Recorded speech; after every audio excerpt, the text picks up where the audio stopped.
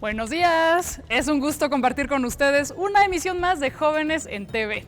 La verdad es que yo he estado aprendiendo muchísimo y cada día me llevo un montón de reflexiones y lo más importante, regreso con más preguntas. Claro, aprender no puede ser aburrido y por eso nuestro equipo de especialistas, pedagogos, matemáticos y científicos, la verdad es que le echan muchas ganas. ¿Y qué mejor lugar que este? El edificio de la Secretaría de Educación Pública, que como se han dado cuenta es en sí mismo una gran obra de arte y cultura. Fíjate nada más, se inauguró en 1922, o sea, más o menos cuando nació mi abuelito. Tiene 98 años. Es el palacio que José Vasconcelos le asignó a la educación pública en México y en Jóvenes en TV honramos ese esfuerzo a pesar de las circunstancias, porque aquí vamos de frente.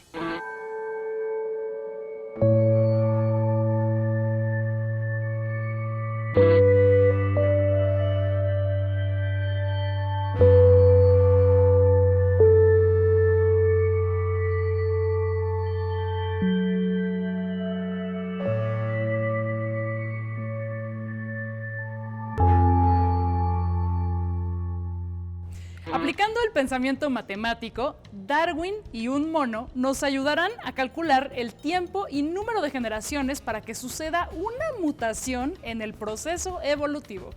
La fórmula secreta de una famosa bebida nos ayudará a comprender que además de mucha azúcar, su historia contiene las claves de la colonización indirecta de casi todo el mundo. En la dimensión de los saberes digitales, aprenderemos qué onda con las tan requeridas y muy socorridas videollamadas. ¿Sabes cómo identificar un conflicto? ¿Sabes escuchar? ¿No sería mejor aliarnos con nuestras emociones en vez de ponernos en su contra? Todo el tiempo tomamos las decisiones. ¿Son las más adecuadas? Y en este miércoles de artes, etimología de la palabra pandemia. Y en banda ancha, creadores, sus obras, su trascendencia. Va a estar muy bueno.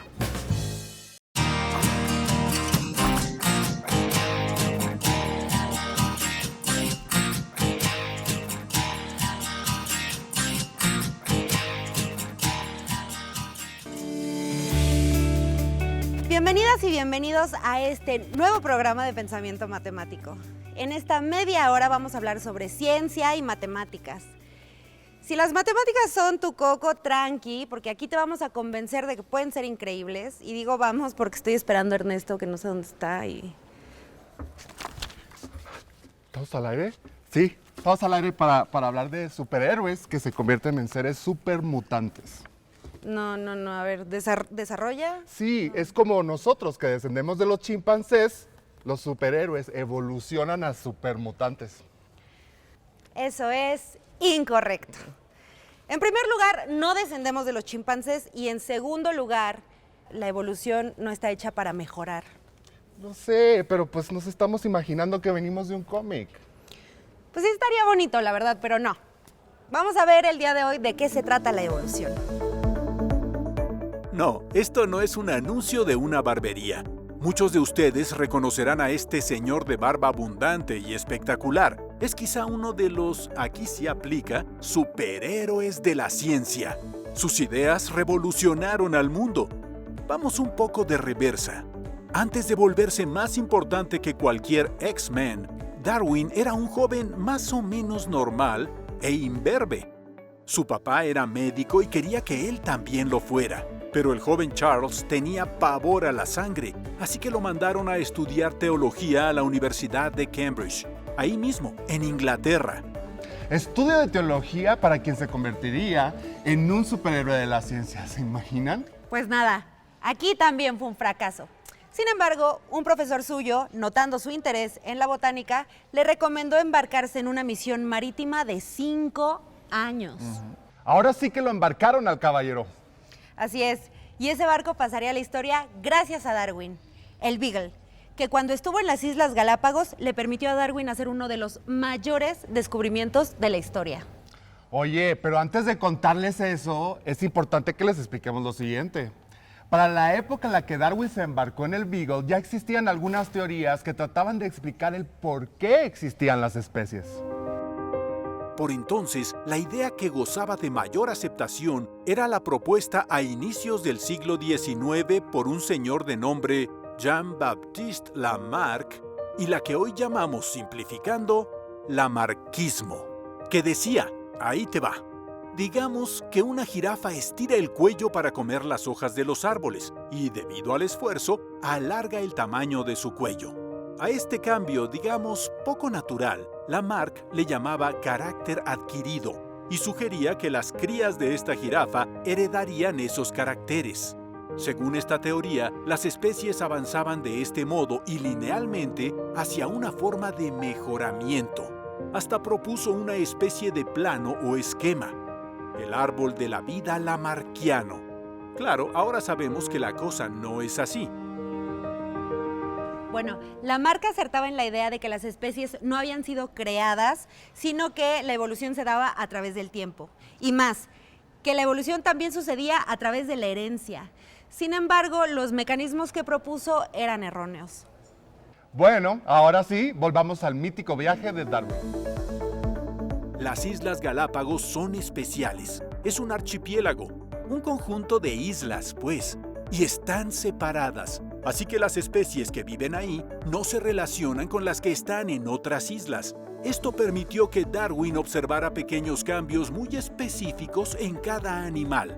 Por ejemplo, Darwin encontró y se llevó consigo un número de pájaros muy similares, pero con diferencias específicas en la forma y el tamaño de los picos. Los de una isla podían alcanzar la comida con su pico más largo y delgado, mientras que los de la isla vecina, de pico más grande y fuerte, podían romper las cáscaras de las nueces silvestres para alimentarse. Cuando Darwin llevó estos pajaritos para su estudio con el ornitólogo, es decir, el especialista en aves, John Gould, el estudio reveló lo siguiente: todas eran especies distintas de pinzones. Esto fue una sorpresa para Darwin, quien llegó a la conclusión de que todos estos bichitos tan similares y al mismo tiempo tan adaptados deberían tener un ancestro en común y que se habían especializado con el paso del tiempo. La observación que Darwin hizo de los pinzones y de muchísimos otros animales, todos claramente adaptados para sobrevivir en su medio específico, lo llevaron a un razonamiento que fue brutalmente acertado. Las especies animales son el resultado de dos fuerzas: la mutación aleatoria y la presión ambiental. Aleatoria de plano. Así es. Cada generación de cada especie tiene ligerísimos cambios y mutaciones, y estas suceden al azar, no con un diseño. Lo importante para que estos cambios se queden y terminen transformando a una especie en otra es que sean tan útiles que le permitan al individuo llegar a la edad reproductiva. ¿Para qué? Pues para heredarlos. Claro, claro. Si esas mutaciones resultan útiles para una especie o por lo menos no le estorban, pues entonces se heredan, ¿no? Si no, la especie se extingue. Elemental, mi querido Ernesto. Richard Dawkins, un célebre biólogo evolutivo y divulgador, ha ilustrado la teoría de la evolución sugiriendo que no se ocupa de mutaciones aleatorias, sino de mutaciones aleatorias junto con el proceso evolutivo y no aleatorio de la selección natural. Claro, claro. Recuerdo un libro y un ejercicio en un libro que describe el efecto con unas ranas. Ese mero. Tenemos un grupo de 8 ranas.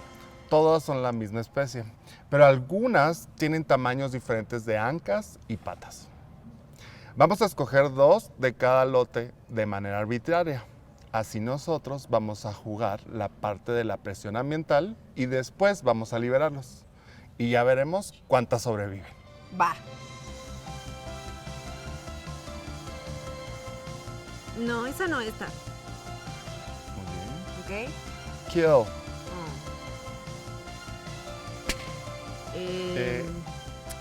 Y luego ¿Esta? esta la pasamos por acá. Y esta. Y esa. Muy bien.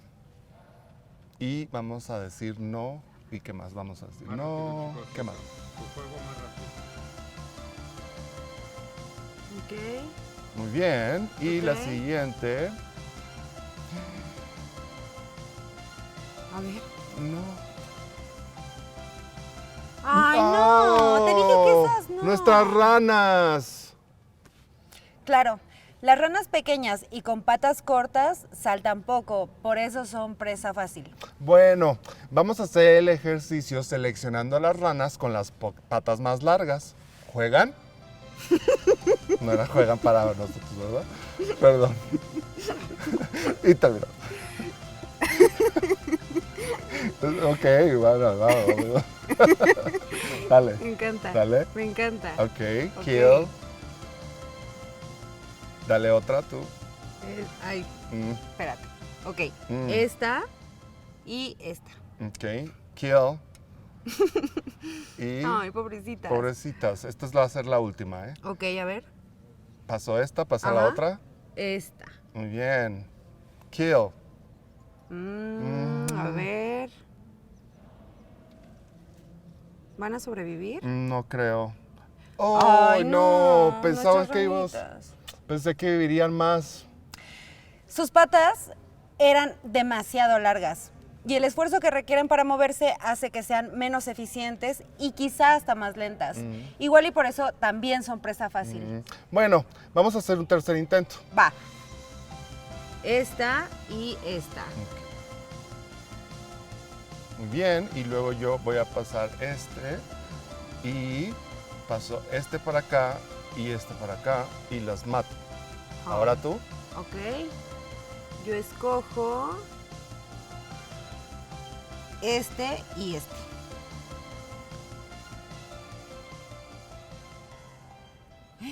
Muy bien. Y luego voy a seleccionar yo creo que esta y esta. Venga. Y esta para acá. Ok. ¿Lo lograrán? Creo que sí.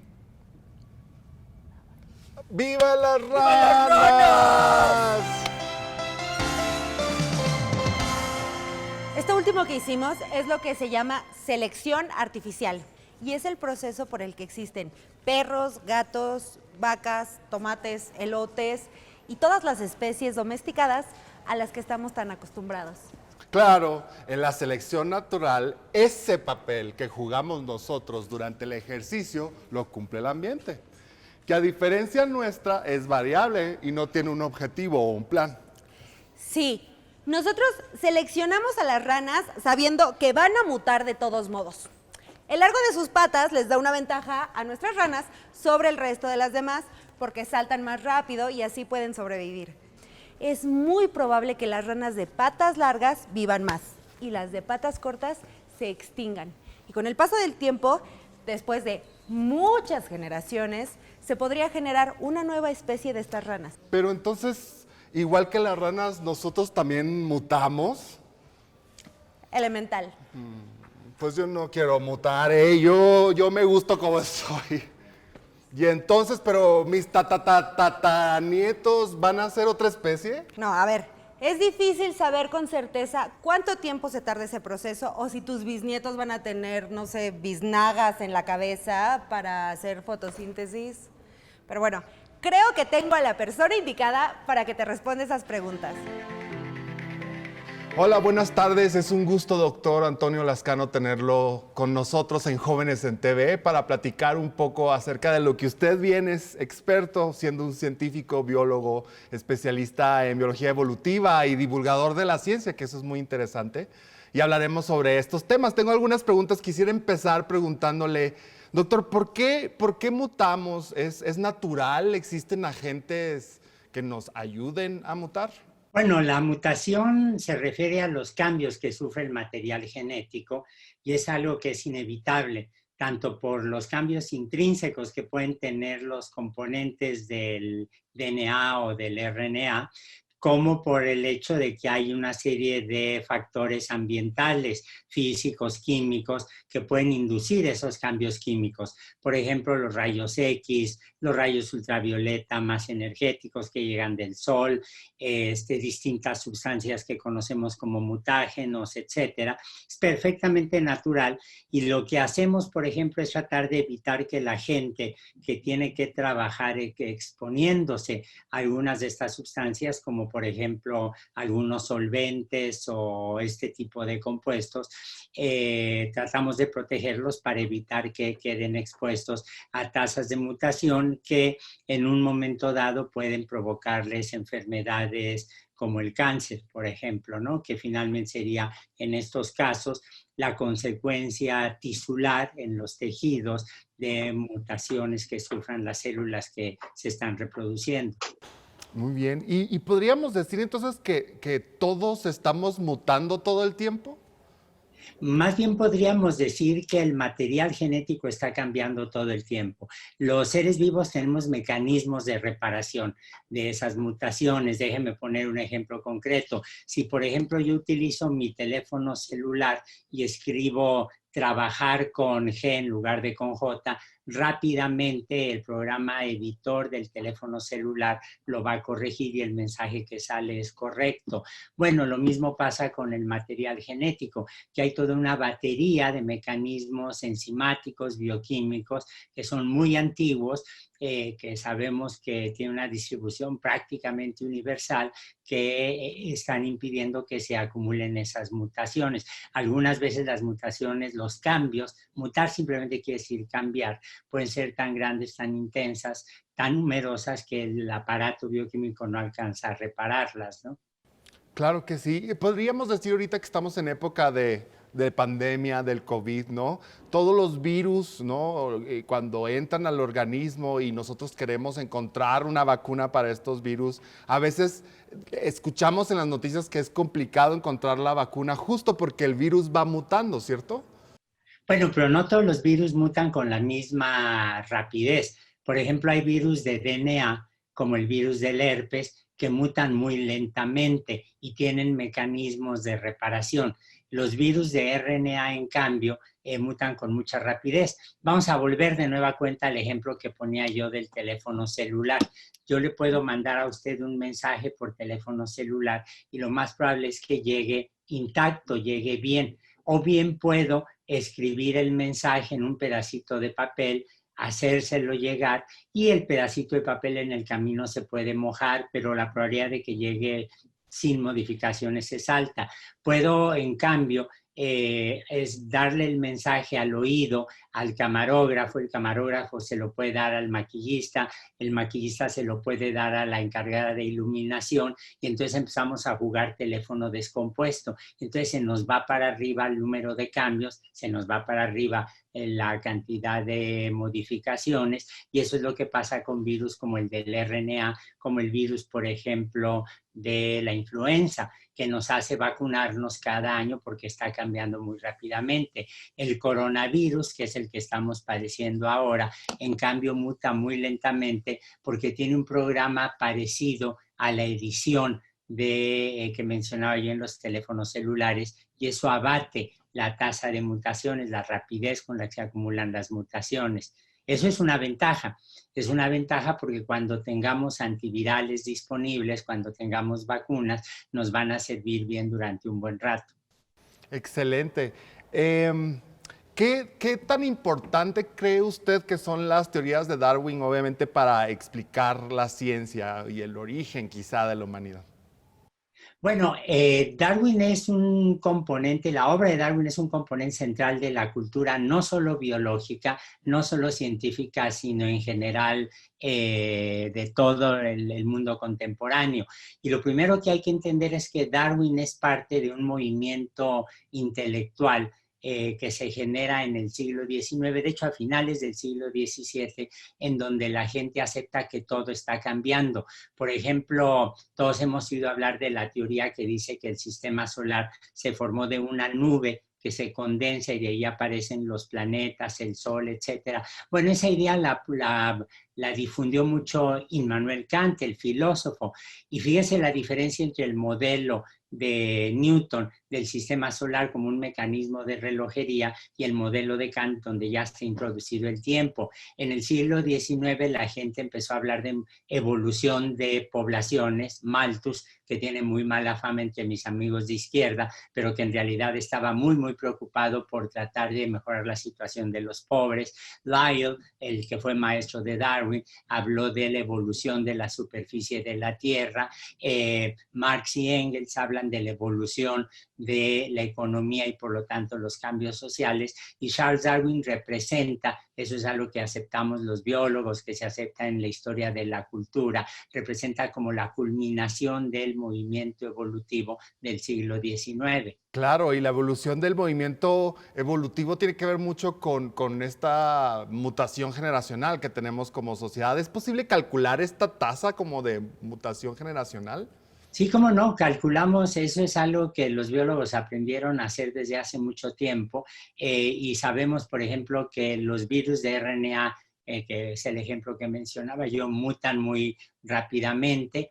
Hay unos que no son virus, se llaman viroides, que son patógenos sobre todo de las plantas. En México se descubrió uno precisamente cómo pueden infectar por las heridas los jitomates, lo cual es un problema económico brutal. Esos mutan muy rápidamente. El SIDA, el virus del SIDA, muta con tanta rapidez que a los pacientes les tenemos que dar combinaciones de medicamentos que estén abatiendo la tasa de mutaciones, y hay sistemas que mutan muy, muy lentamente, como en el caso de los tejidos humanos.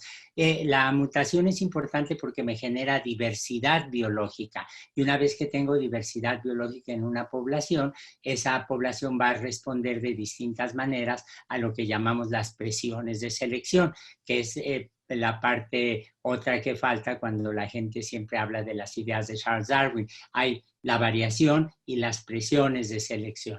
Justo es muy interesante lo que dice porque los chavos ahorita que nos están viendo pueden estar muy interesados por lo que estamos conversando, y usted, siendo un experto en biología evolutiva, si los chavos se sienten identificados con este tema, ¿qué camino les recomendaría a ellos para estudiar quizá de licenciatura o posgrado para estudiar este tema? Bueno, yo, si a alguien le interesa la biología evolutiva, yo creo que es un interés que tiene que mantener, aunque vaya a ser ingeniera o abogado, porque es importante siempre entender lo que está ocurriendo.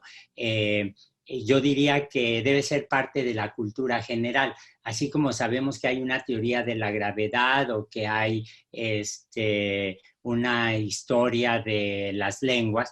La gente tiene que saber que la biología evolutiva es central para entender el mundo contemporáneo. Si quieren dedicarse a las ciencias de la vida, pues si estudian para médicas o si estudian para odontólogos o si estudian para biólogos, lo que tienen que hacer es inevitablemente tomar materias de genética. Y claro, los biólogos además tendrán que tomar materias de paleontología, de desarrollo histológico, cómo se desarrollan los tejidos, de historia de la vida, y se da uno cuenta que el cambio es la única ley constante que tenemos en biología. Justo estábamos bromeando cuando estábamos grabando una parte del contenido de que los X-Men son estos personajes que son seres humanos que eventualmente evolucionan y tienen superpoderes. ¿Usted cree que los seres humanos eventualmente podríamos evolucionar y, no sé, tener alas, por ejemplo, o en cientos de millones de años quizá podríamos tener algo que actualmente no tenemos?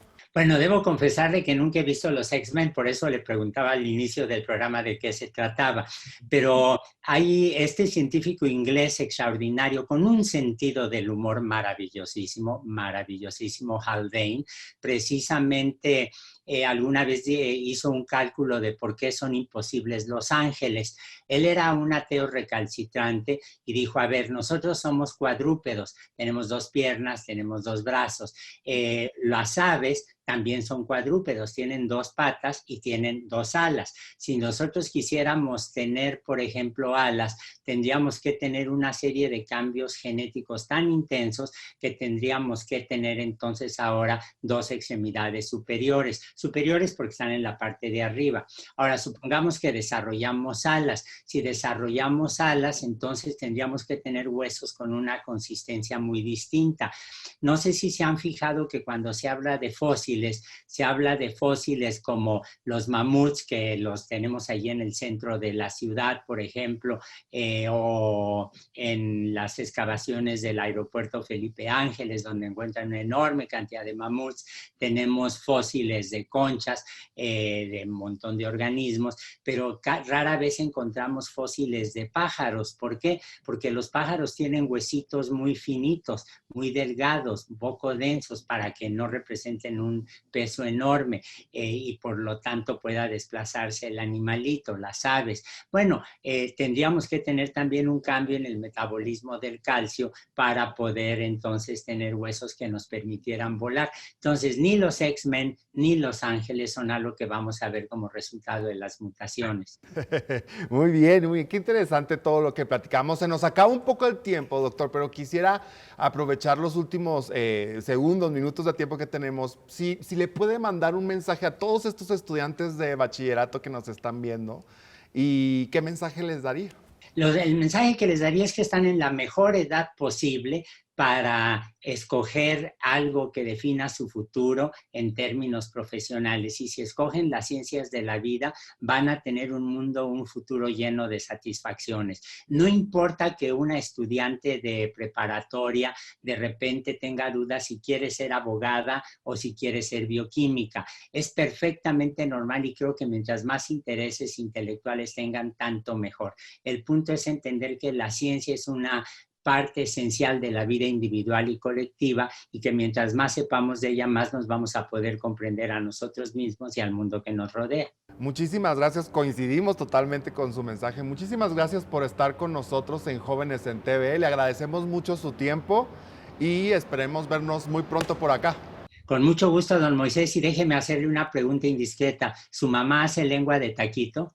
Mi madre, siento que sí. Y es igual, no sé si esto sea así de evolución o de genética, pero hago la lengua de taquito como mi madre y me agarro el pelo como mi madre, que eso lo adquirí desde chiquito. No, pero esa es una costumbre. Es una costumbre y la voz la tengo como mi madre. Pues haga una genealogía de lengua de taquito y verá qué secretos familiares va a descubrir. Me voy a quedar con esa tarea. Con esa tarea me quedo y todos nos quedamos con esa tarea. Muchas gracias, doctor. Muchas gracias. Encantado. Pásela bien y cuídense porque los virus de RNA mutaron y nos están devastando. Así es, a cuidarnos todos. Gracias.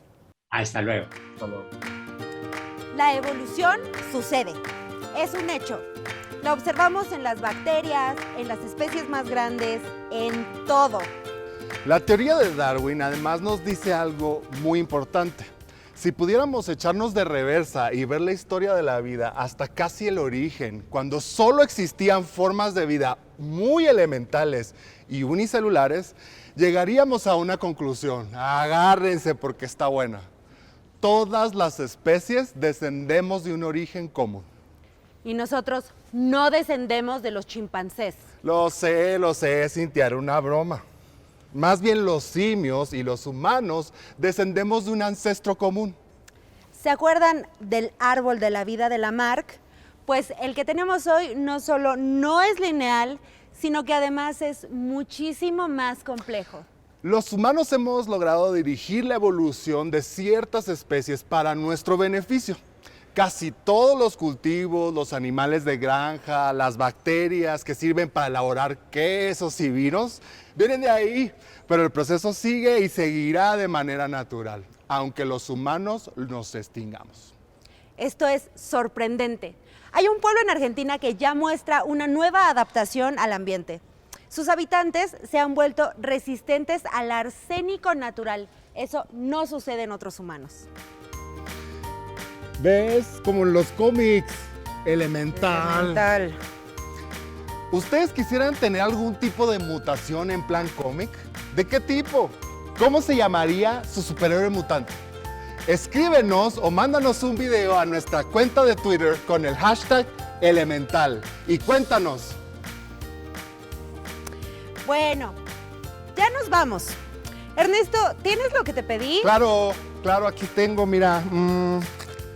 Lista del mercado, medidas del pantalón. Aquí, este es el bueno. Tengo la frase del día. Si antes de morir quieres entender por qué estás vivo, el darwinismo es la materia que debes estudiar primero. La frase es de John Maynard Smith, un reconocido y muy respetado genetista. Pues bien, esto se acabó por hoy. No se olviden de vernos en el próximo programa. Elemental. Recuerden inscribirnos a Twitter y a Facebook con el hashtag Elemental.